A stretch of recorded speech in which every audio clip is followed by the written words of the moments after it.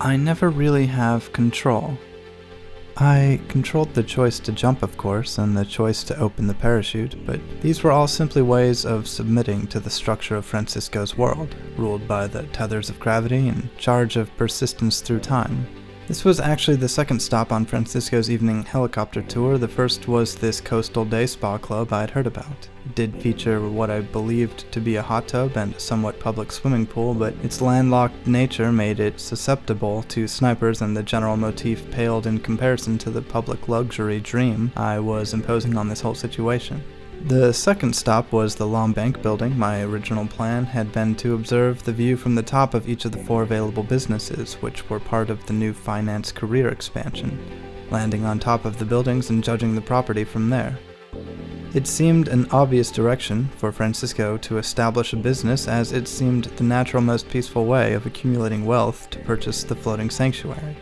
There were 4 to pick from, all but one out of Francisco's price range. The comparative advantage from one business to the next was still unknown. So for what it was worth, the way I chose to size up this business was to stand on top of it and observe its literal size. Regardless of which bank building he opened a business in, the venture would need a name, and after landing I spent the game's night doing some light SEO strategy and/or logo design.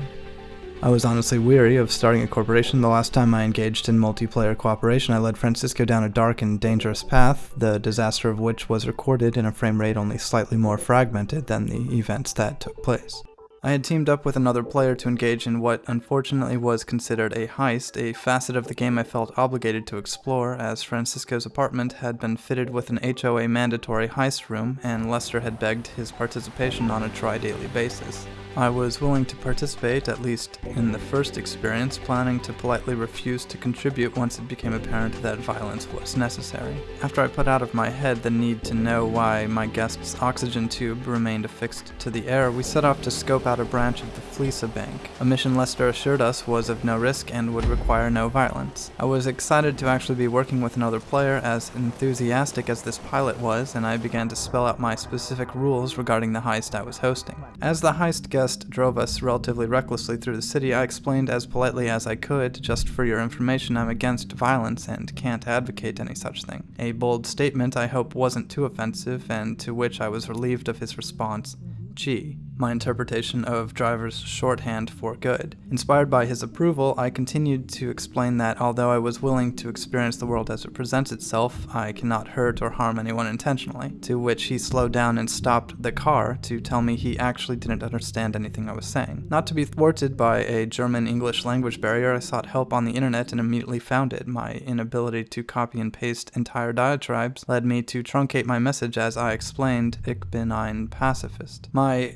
heist guest wouldn't have time to react as we arrived at the bank, and Lester engaged us in a cutscene where our obvious, dubious intentions were spelled out explicitly. I was offered a nested video game that was to represent mid-level security hacking, and soon enough we were on our way again. My German-speaking heist guest asked me why I was even playing this game, to which I tried to explain my interest in playing with others without hurting them, a principle he responds to with a complaint about the weather almost immediately before firing at Lester's assistant and ending the mission. Just because I was collaborating didn't mean I was doing something right. Even the heist guest and I had to repeat the same mission start several times. His proto-violent nature seemed pursuing failure as he veered off into the sidewalk to nick a passerby several feet into the air.